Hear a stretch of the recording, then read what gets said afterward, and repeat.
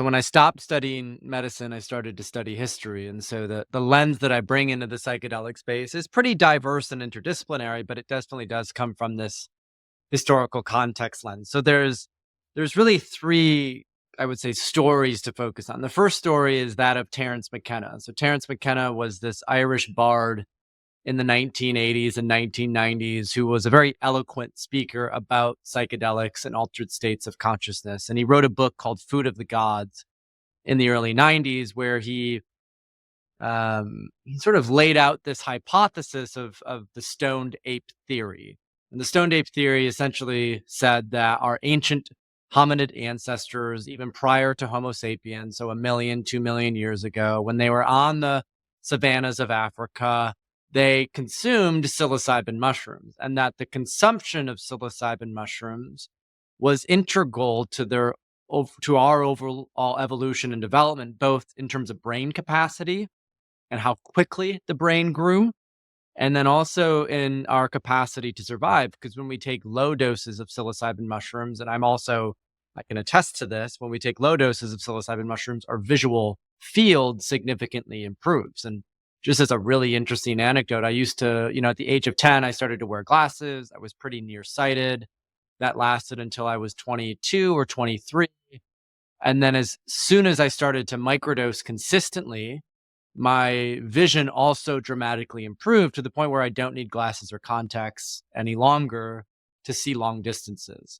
So there's clearly something going on. And so McKenna hypothesized that, okay, mushrooms are pretty central then, both in our capacity to survive and hunt, because that's our visual field was essential in terms of our capacity to see and notice, but also in terms of the development of the brain and overall human consciousness. Now, we fast forward a little bit to the first ancient civilization, which was called Göbekli Tepe, which they've discovered about 30 or 40 years ago. It's in southeast Turkey, and it goes back about 9 to 10,000 years. And in the sort of rediscovery of Göbekli Tepe, they found chalices that they used for religious rites and ceremonies. And on those chalices, they've actually found remnants of psychedelics.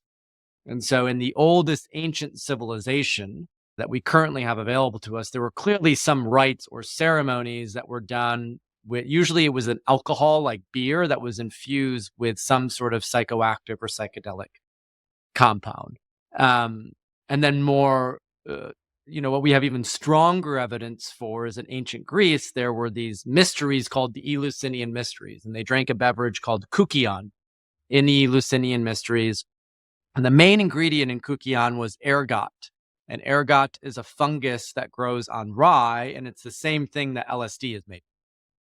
And so essentially you had for 2,000 years, these mysteries that existed in ancient Greece, where they drank a beverage that was made from essentially ancient LSD. And you had individuals like Plato and Aristotle and Marcus Aurelius who participated in these mysteries. And when Christianity became the official religion of the Roman Empire in the 4th century, they banned and prohibited these mysteries. And that's why when LSD came back on the scene in the 60s, it was such a dramatic shift, because for 1700 years, we as a Western culture, Western sort of people had no access to psychedelic substance, or very minimal. It was here and there, but very minimal. And so the 60s was a massive experiment. And what if we introduce, a bunch of LSD into our culture and see what happens? And what we found out is that could really lead to a lot of destabilization. And although there was a lot of great clinical research published in the 50s and 60s on LSD, because it was so legal and accessible and available up until about 1966 when California banned it, you had a lot of people who were dropping out, and you had a lot of people who were even having psychotic breaks. And so what I say nowadays is the problem wasn't LSD necessarily. The problem was that we were just doing way too much of it, way too often. And that's why I think in modern times with this third wave of psychedelics, microdosing is such a great modality, because you can still experience a lot of the same physiological benefits in terms of its impact on neuroplasticity and inflammation, but you don't necessarily have the same level of risk that you might have if doing a very high dose of a psychedelic. Yeah, I love that so much, man. And I'm curious with you, you mentioned this restoration of your vision. Kind of an anecdote here, like you kind of walked us through how that's kind of helped you. Is there research kind of pointing to, I guess, the structural changes that are taking place when you're in micro or even macro dosing of psilocybin? Like what's leading to your kind of case study there? And are there other anecdotes similar to yours with people having, whether it's in impaired, not restored vision or other kind of brain healing taking place? Like, do we know the mechanism that is kind of firing there within the brain? So it's interesting that you ask. I think at one point I did some study on specifically what's happening with the visual cortex when we're taking a psychedelic. I don't explicitly remember what that research said, but I do know when we take a psychedelic, essentially what's happening is it's activating something called the 5-HT2A receptor. So the 5-HT2A receptor, which is one of 14 serotonin receptors in the brain. And when we activate that receptor, what happens is it impacts the functioning of our prefrontal cortex. And the prefrontal cortex is actually the newest part of the brain. It's, where we got a lot of our capacity to make intelligent decisions and verbally communicate and, this whole sort of executive functioning. And I believe it has some tie-in as well to the visual cortex, because part of what made us so resourceful, our ancient ancestors, was the capacity to see decently well, hear decently well, move decently well. We were average at everything, but most importantly, we were above average in terms of our consciousness and our intellectual capacity. And so what's going on when we take a psychedelic, it's actually leading to an enhanced development of neuroplasticity. And so that's, I think, the key thing to focus on is when we take a psychedelic, it activates something called BDNF, brain-derived neurotropic factor, which they can actually trace through mechanism of action. When we activate the 5-HT2A receptor, it activates BDNF, which leads to better functioning in the prefrontal cortex. And with that better functioning, the brain becomes more plastic or malleable, which simply means that you can learn new behaviors easier. So when we take a high dose of a psychedelic, because there is a difference between a high dose and a microdose. It's kind of like, they're tuning into the same radio signal, but one is an FM and one is an AM channel. And so with a high dose of psychedelic, it's really activating that 5-HT2A receptor. It's creating massive new neuronal connections in the brain.